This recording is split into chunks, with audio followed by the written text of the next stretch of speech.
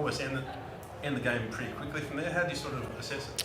Yeah, we went in the game knowing that you've got to play the minutes against them because that's something we want to do consistently. You've heard me say that before, but they've been fighting hard for 4 quarters, so we knew they wouldn't go away. And funnily enough, in our VFL, we're 5 goals up and they beat us. So that's the pattern of behaviour. We knew it was coming, but I thought the third quarter was pivotal. We started well, and then I thought the second quarter was really good as well, but the third quarter was pivotal because I knew they'd come in some capacity, but it was a bit of an arm wrestle we got through and maybe potentially open the game up from there. And just the performance of Mason Cox, you really needed a ruckman to stand up today, and it's probably one of the best games he's ever played. Yeah, well, I did say that it was one of the best games. He goes, I don't know about that. He keeps reminding the prelim final in 2018. But I thought the same. I thought he had a great aerial presence. We've lost key personnel around that, and someone had to step up. And he's only played 2 games in 8 weeks or so, whatever it is. It was a great performance. What does it mean for what you do ruck-wise going forward? You get Darcy Cameron potentially available next week, maybe Nathan Kruger. Mason Cox played the most on ground he's played in a long time, 71%. What does it mean going forward ruck-wise? Yeah, well, through adversity we found options. Billy Frampton's been enormous for us, and he's going to miss 2 or 3 weeks, but then the next guy's just stepping up, and Darcy will be available next week, and we'll just have to weigh what that looks like. It's pleasing. Ash Johnson sort of had moments in the ruck today, and against Brisbane really stood out in the aerial contest. He's found another level. So again, through circumstance, other guys have been given opportunities, and it has given us flexibility potentially. And also, going back a bit further, pre-Grundy leagues, I guess maybe one of the areas that people saw was maybe the ruck department. Now, as you say, you've got these options now. Does that make it even more pleasing? It's sort of almost by surprise you've got these guys. Yeah, well, look, there's commentary around rucks, around the influence in the game and things, but they're important to us because it allows us, checkers to stay forward or Ash and all these moving parts we've had to do. It's great to have Mason today and whoever it looks like Billy in the last couple of weeks. I think it's an important part of our game. Our clearance game has been exceptional, and Hayden Skipworth and Scott Selwood have done a fantastic job this year getting that part of our game going. With the ruckman in today, it actually took us to another level. Craig, was Geordie's performance, particularly in the first half? Yeah, I loved Geordie's game. I said to him after the game, I thought it was exceptional decision making, and just he's not the cream on the cake, but he can take us to another level when he's at his best, and we saw major parts of that today. Craig, just back on to Mason again. We obviously talk about his performance. What about the intangibles, the energy, the swagger that he brings? What does that bring to the team, do you think? Yeah, look, he's at his best when he's bringing that, and when the chants from the crowd at USA, that's he's at the top of his game. Look, just having an aerial presence. We're pretty short. You look at Checkers, he's only 193, and at times we're playing Will Hoskinelli as the second key. So have someone that can have an aerial presence. It's an important part of the game because as finals comes, if you're lucky enough to make it that far, everything's a bit more of a contest. So you're going to have to go down the line more, and again for Mason to mark the ball as well as Ash was, it's important for us. He's come up from a fair way back when you started. Like, he was having to wait a long time for a contract right before you arrived at the club. He seems to be playing as a reserve. Seems such a long time ago, doesn't it? No, I thought he had an awesome pre-season. So back to Mason, I thought he had an awesome pre-season. I hadn't seen him train and have aerial presence like that in the pre-season, and it's unfortunate he got injured because I think what we're seeing now is a reflection of his pre-season. And he's also, kicking a goal from 50 metres, you don't see it too often from Mason, so he seems to be really... No, I think he was a bit surprised himself.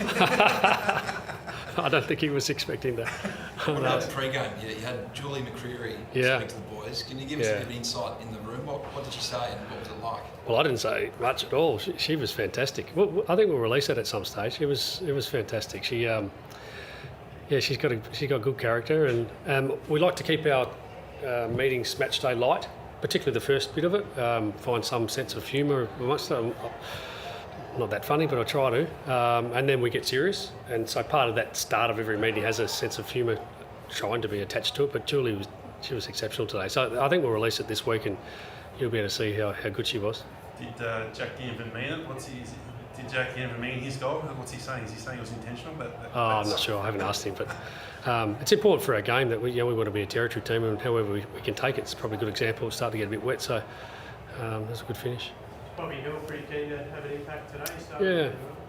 Yeah, I'm really pleased with Bobby. I want to be a coach that backs people in and believe in people sometimes more than they believe in themselves. And last week we subbed him out, and I wanted him to build. I went to him straight after the game, mate. You're playing next week. Yeah, you're playing against your old team. We'll back you in, train well, and he trained really well on Friday. And if you're not getting nourishment out here at the MCG, you got to get it at training, whether it's in the gym or on the track, and feel good about yourself and give yourself belief to then come out with less hope and more. Here I come. I'm ready to go. I'm ready to perform. And he did that, and then he gets rewarded. And again, I want to be a coach that backs these players in. You mentioned the things earlier, but also you doubled them for tackles. Yep. The pressure was pretty good across the board, wasn't it? Was that a pleasing aspect as well? Yeah, it was. It was an important part of the game. They wanted to handball through us, and I mentioned after the game some of our chase down tackles. Braden Maynard, Bobby Hill, Taylor Adams. There's so many of them this week. Jamie Elliott on the boundary line. That feature of the game probably hasn't been as present, but our pressure's been good. But that was a real feature today. I think Johnson, as a big man, was equal high with 6 tackles. Yeah, no, I love that from Ash, and I actually said that when he came off at one stage. Everyone's applauding you for your marking, but they don't realise how good a tackler you are. Just on the back of the past fortnight, Ben Keys, Brian Clark, were you surprised the Giants gave Nick the freedom they did today? I'm not sure. I have to reflect on that in terms of watching the game back. He's a hard player to stop. I've said this before. He had 40 odd touches today again, and we want to give the ball to him. So try to stop someone we want to give the ball to. Makes it difficult for the opposition. He's an incredible talent, and I don't know if you watch the passage of play when he gets the ball to half back. He's part of the exit, and then we link up all the way down, and he ends up getting the ball to have a shot on goal. He unfortunately misses it, but you watch his running capacity, and then that's why he's so hard to tag. A long way to go, Craig, obviously. What does it mean to be sitting on top of the ladder again? Well, look, it's affirmation, but really, it's not the ladder we measure ourselves on, and we have another measurement for that. So we'll get back to work. There's still a long way to go. We've got a big game next week against an arch rival. So we'll live in the moment for now. How big is that one, the Carlton game? Looks like a big highlight for us next week. Well, I'm sure it'll be built up pretty well, but no, we'll live in the moment and we have plenty of time to plan for that game. Just on Darcy Moore, I mean, during the week there was some doubt around his availability today. Was he close to missing it all? Yeah, on Wednesday, or it might have been when I spoke to you guys, that he was still on the edge because he had to improve to see, I don't lie, I tell you the truth, don't I? I said he was touch and go, and I'll continue to communicate that stuff. But no, he was on edge, but we're confident it was a surface thing, wasn't an internal thing. So, and he had all function, so that gave us confidence. But he's got sticky fingers, hasn't he? He's incredible right now. His marking capacity. Any injury concerns? Ash looked like he held off. No, we've got no concerns at the moment. Thanks, guys.